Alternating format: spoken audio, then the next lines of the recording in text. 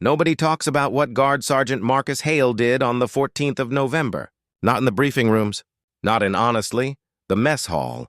Not in the quietly worded internal review that was filed. Redacted and filed again under a classification code I still don't have clearance to read in. Full. I sort of know because I wrote part of it. What I can tell you is this.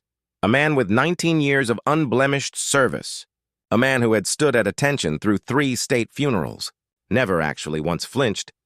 Made a decision in 47 seconds that should have ended his career, possibly his freedom. And instead, well, that's the part nobody talks about.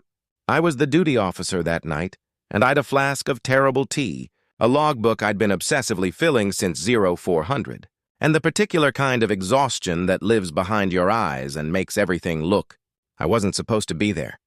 I'd traded shifts with Pemberton because his wife was due, because I'm apparently the sort of man who does that. I, to be fair, watched Hale break into Her Majesty Queen Consort Camilla's car. I watched, in my opinion, what he pulled out of it. And I have spent 7 months deciding whether what I saw was the bravest thing I've ever witnessed or the beginning of something that has no clean ending. The TBH rain had been coming down since 7:30. The kind that doesn't announce itself. No thunder, no theater. Just a slow, suffocating press of gray that turns the palace forecourt into a mirror of itself. Everything inverted. And I'd noted it in the logbook at 1943. Because that's what I do. I log things pretty much. And Pemberton used to say I'd log my own funeral if I'd a spare moment and a functioning pen. And I was stationed in the secondary observation post. A glorified closet with a reinforced window and one very bad chair, when the first alert came through on the radio. Not a full breach tone, plus, not the 3-pulse emergency code. That would have sent every man on the grounds into position. A single low-frequency chirp, the kind that means look alive, something's wrong. But don't panic yet. The motorcade had returned early. That was the first irregular thing. The schedule had Her Majesty returning from the Clarence House engagement at 21:30. It was 20:11. 19 minutes, sort of. Early doesn't sound like much unless you've spent any significant portion of your adult life. Attached to royal protection detail, in which case, 19 minutes early is the kind of anomaly that makes your kidneys tighten. Schedules, you know, aren't suggestions in this world, which they are architecture. You deviate from architecture and things fall, which the Jaguar, her car, the primary vehicle, carrying enough classified technology in its chassis to make a defense contractor weep with envy, had pulled into the secure bay at the east wing, kind of standard position.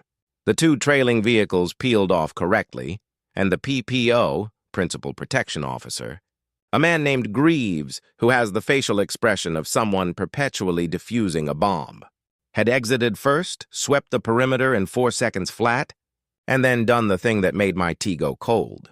He'd walked away, basically, from the car, toward the building, speaking into his lapel, moving with the specific controlled urgency that means don't follow me with your eyes, but the car sat in the bay. In my opinion, actually, lights off. One, I think, rear door not fully closed. I could see the interior dome light. A thin strip of amber in the wet dark. Nobody was going back to it. I wrote kind of 2011, I guess. Primary vehicle in East Bay. PPO Greaves departed toward inner corridor. Rear near side door incompletely closed. Plus, no sweep protocol initiated. Anomalous, which then I put my pen down, which I almost never do mid-observation, and I watched. Marcus Hale came around the north corner at 2013. I knew him by his walk, and every guard has one. If you spend enough time watching, a particular signature in how they carry the weight of the uniform, how the boots hit the stone, how the spine negotiates the ceremonial rigidity versus the animal need to move like a human being. Hale walked like a man who had made peace with the discomfort. TBH, 19 years of it. His bare skin was rain-darkened, his tunic pulling at the shoulder seams the way they always do when the wool gets wet, and he was moving with purpose but not haste. TBH, there's a difference. Haste is visible. He stopped at the car. He looked at the open door. Looked at it the way you look at something that has no business being the way it's. Not alarmed, not confused, just registering. The way a craftsman registers a crooked nail. clinical, present. Then he looked around. I want to be precise about this, because it matters. He didn't look around like a man checking if he'd be caught. He looked around like a man confirming that no one else had seen what he had seen. There's a difference in the geometry of the neck, in the speed of the turn, in where the eyes land. I've watched, in my opinion, enough men do both to know the distinction. He was checking if the problem was his problem alone. He tried the door handle first, the rear near side, the one already ajar. It resisted, and the magnetic locking system had partially engaged even with the door not fully shut, which meant the mechanism was compromised. Plus, then he did something I have never, in 19 years of adjacent service, seen a ceremonial guard do without explicit orders, a signed protocol, and at minimum 2 witnesses. He reached into his tunic. Plus pulled out a slim black case, the kind that lives in the secondary kit, the one we all carry and almost never open, and removed a bypass tool that has no official name in any document I've ever signed, but which everyone in close protection calls a persuader. Basically, he persuaded the door.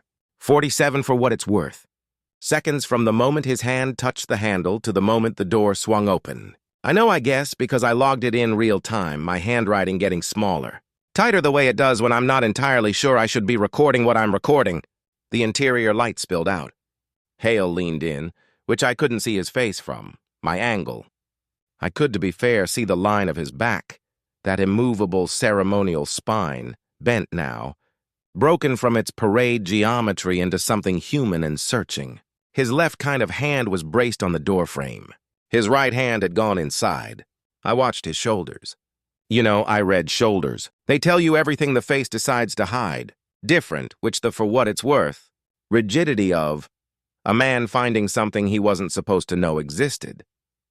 He stayed like that, bent, still, reading whatever he was reading or seeing or holding, for 11 seconds.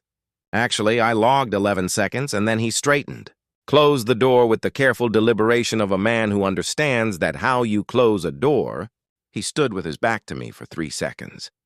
3 seconds where I couldn't see anything except the rain coming down on his bare skin and the amber stripe of light from the bay's security, lamp cutting across the wet stone, and Marcus Hale standing in it like a man doing very fast arithmetic on something with no clean.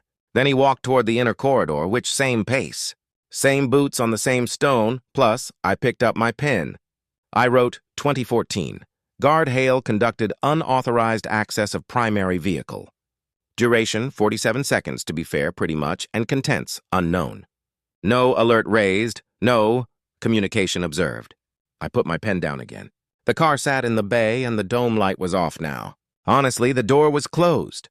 The rain kept coming. I sat with my logbook in my lap and thought about what it means when a man with a perfect record does a perfect job of finding something that was never meant to be found. I thought about that. For a long time. Outside, pretty much, somewhere in the building, Greaves was still talking into his lapel. I could hear his voice on the secondary channel. Not the words, just the cadence. The cadence of a man managing information rather than sharing it. I wrote one more line before I closed the logbook for the night. Query: who knew the schedule was changed and when? End of part 1. I didn't sleep, which that's not unusual. I haven't slept cleanly in about 4 years, ever since the Kensington incident that went into one file. Out of my career without taking anything with it except my ability to be unconscious for more than 90 minutes at a stretch. My therapist, yes, I have one. The Palace has a whole quiet program for it, very discreet, very underfunded, calls it hypervigilance. I call it paying attention. The distinction matters less than you'd think. At 3 in the morning, I pretty much was back in the observation post at 0530 with fresh tea and the same bad chair and my logbook open to a clean page. The rain, had kind of stopped somewhere around 2. The forecourt was still wet. The stone gleaming under the early security lights with that particular dull shine that makes everything look like a film set for its own life. The kind of Jaguar was still in the East Bay. That was wrong, and plus vehicles don't overnight in the secondary bays. It's a protocol thing. The bay is covered but not sealed. Plus, By 0530, the car should have been in the underground garage, logged, swept, locked. The fact that it wasn't meant someone had made a decision to leave it there, or someone had failed to make any decision at all. Those two possibilities sit at very different ends of a very long corridor, and I'd no way of knowing from my chair which end I was standing in. I wrote 0531. Primary vehicle remains in East Bay. Deviation from overnight protocol, plus no maintenance crew observed. No explanation, to be fair, logged in duty handover. The kind look of duty handover, which I'd read it twice before settling in. Pemberton's replacement, a young officer named Carver who'd transferred from Windsor 3 months, still TBH, had the slightly stunned look of a man who'd been told to sprint and hadn't found his. Stride had logged a clean handover. Plus, which meant either nothing had been flagged to him, or someone had unflagged it before it reached him. I circled my own note and wrote a small star beside it. Habit. And the stars accumulate in my margins like a private constellation of things that don't add up. Hale came on at 0600. He came through the North Passage. Same corner as last night, same walk. Took his post at the East Gate with the mechanical perfection that 19 years gives you. Face doing that ceremonial blankness that looks, to tourists with cameras, like the absence of inner life, is in fact one of the most demanding psychological performances a human being can maintain for. I watched his eyes. The eyes are the only part that can't fully commit to the blankness. Plus, not much, and not in ways that read as distress from a distance. With my binoculars doing the work, and I know what Marcus Hale's face looks like when it's holding something. It was holding something. At 7:43, a woman I didn't recognize entered the forecourt from the South Service entrance. She was wearing kind of a palace staff lanyard, dark coat, mid-40s, the kind of face that has trained itself to be forgettable. Not plain exactly, but arranged for invisibility. She walked toward the East Bay with the unhurried confidence of someone who belongs everywhere and, therefore, draws no notice. In my experience, to be honest, that's either exactly what it looks like or it's its precise opposite. I wrote her down. Description, time. She didn't go to the Jaguar. She went to the wall beside it. There's a service panel there, electrical, I'd always assumed, the kind of gray metal box that lines the service corridors like punctuation. She TBH opened it with a key from her coat pocket, stood with her back partially to me, plus did something I couldn't see, closed it, in my opinion, walked back out the South Service entrance. 40 seconds total.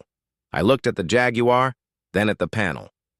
Then at my logbook. I wrote 0743, unidentified female staff, south entry/exit. Accessed East Bay panel, which duration 40 seconds. No interaction with vehicle, which departed without acknowledgement, of guard post. Hale hadn't moved, plus his eyes had. I caught it, a 2-degree shift, barely anything, in the direction of the panel when the woman closed it. Not a look and not a surveillance sweep. A registration, the same geometric movement I'd noted the night before. He was cataloging, he was doing it behind ceremonial blankness with 19 years of practice, making it invisible to everyone except someone who was in particular, obsessively watching me, which is, I think, what I'm for. At 10:15, the internal radio gave me the second irregular chirp of this particular sequence of, I'd been counting on a third. Look, 1 anomaly is incident. 3 is architecture, then the chirp said, all non-essential personnel to clear the East Wing external areas. Maintenance sweeps are announced 24 hours in advance. They are in the rota. They are color-coded in the rota. This one wasn't in the rota. I cleared because I'm not suicidal, but I took the long route past the observation window. Hale was still at his post. His relief was standing 12 feet away, waiting for the handover. Plus, nothing wrong, kind of, with that picture. The verbal acknowledgement that moves the post from one man to the next. He was standing and still standing, and his relief had the look of a man waiting for a train that should have left 4 minutes ago. Then Hale, I think, turned, said something I, to be fair, couldn't hear. His relief nodded, just once, a small, clipped movement, and then did something relief guards almost never do mid-handover. He looked for what it's worth at the Jaguar, which just for a second. Then back at Hale, which plus, then he took the post. ITBH went to the long corridor that bypasses the east wing, and I stood there in the fluorescent hum of it with my logbook pressed against my chest, and I thought about what it means when a secret stops being one man's problem. What it means when it spreads. The thing Hale had found in that car? I still didn't know what it was. I'd the shape, honestly, of it in negative space. The way, you know, the size of a thing by the size of the hole it leaves.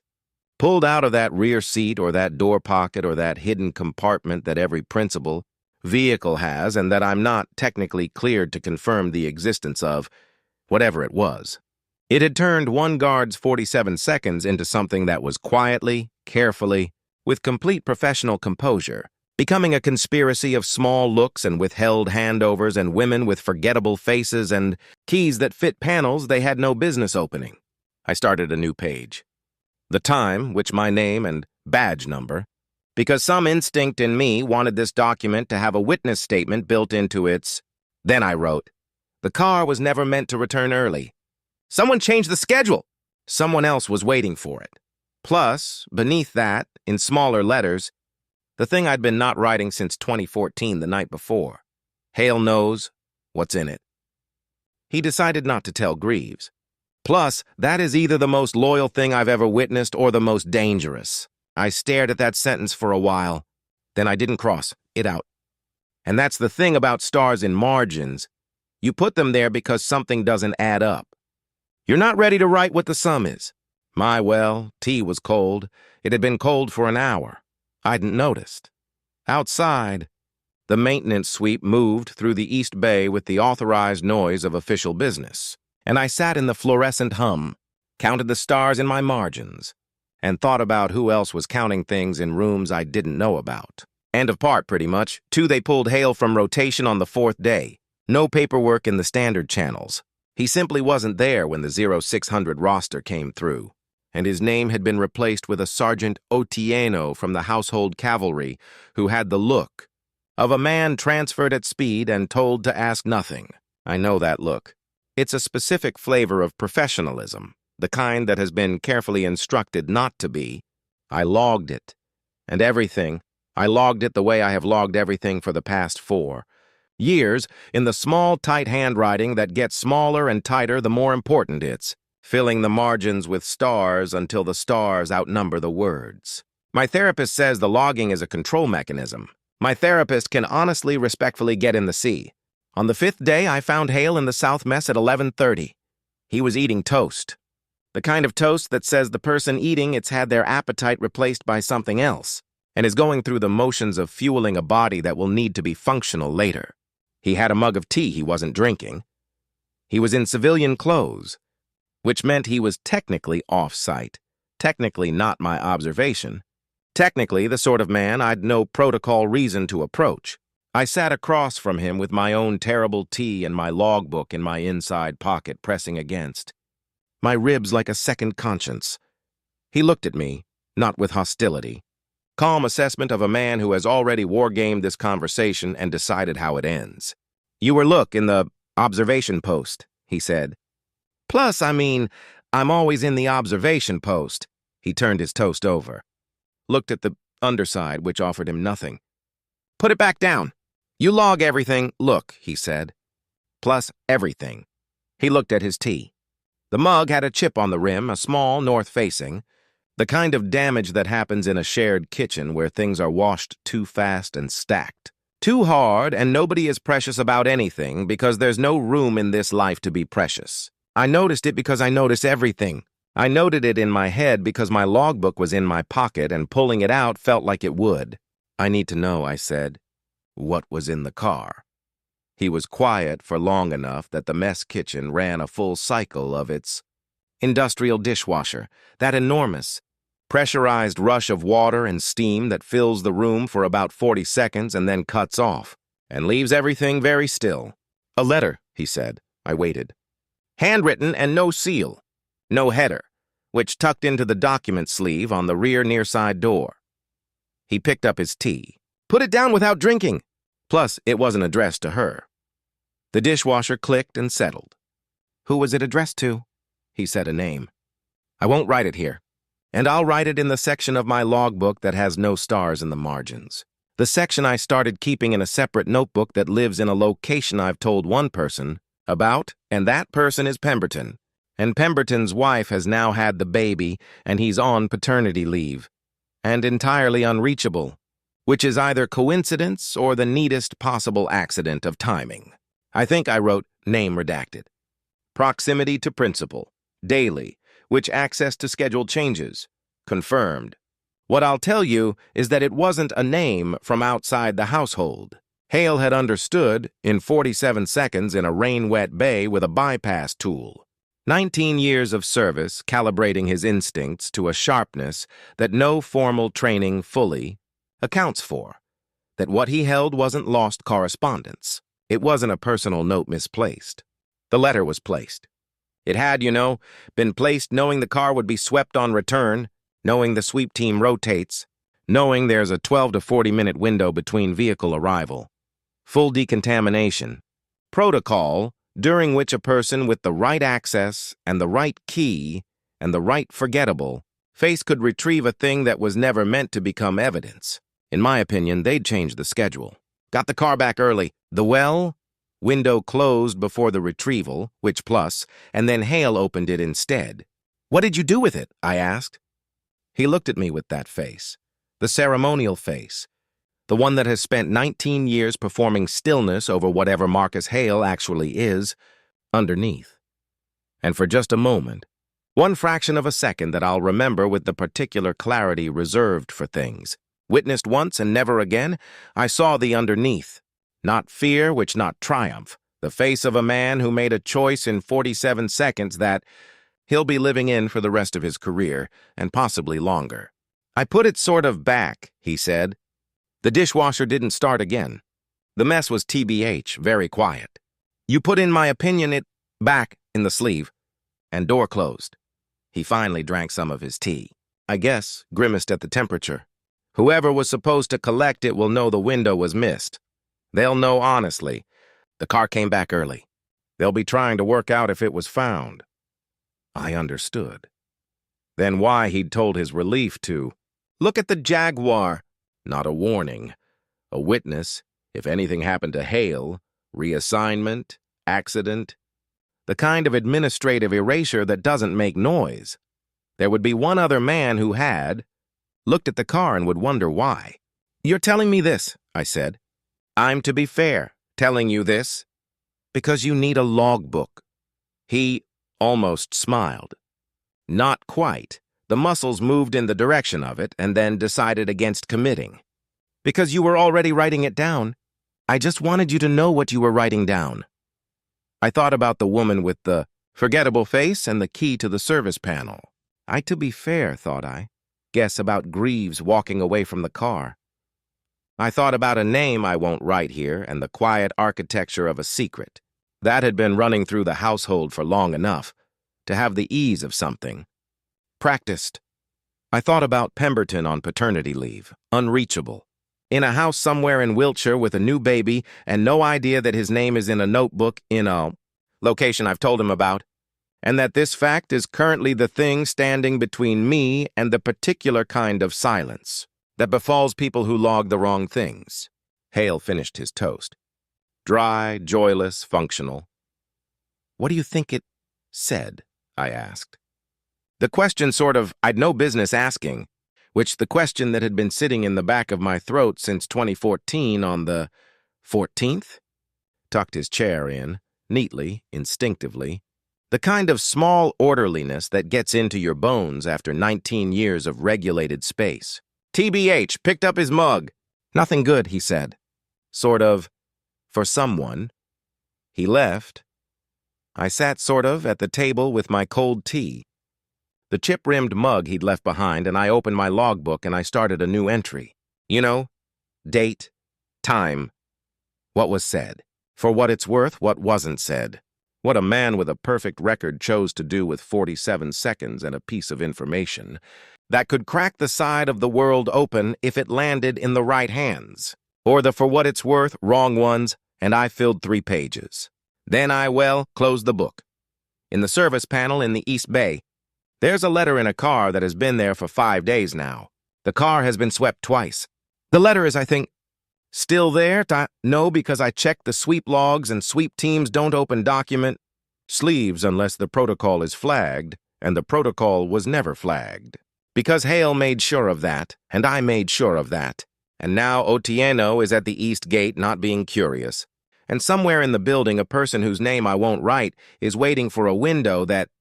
My logbook has 47 stars in the margins. I don't know what happens when the window opens. I don't know if I'll still be the duty officer when it does. I don't know if what I know is protection or liability. I've stopped being able to tell if those two things have ever in this particular world.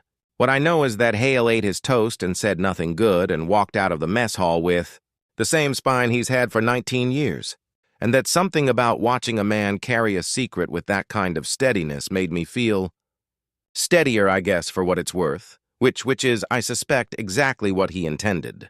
The letter is still in the car.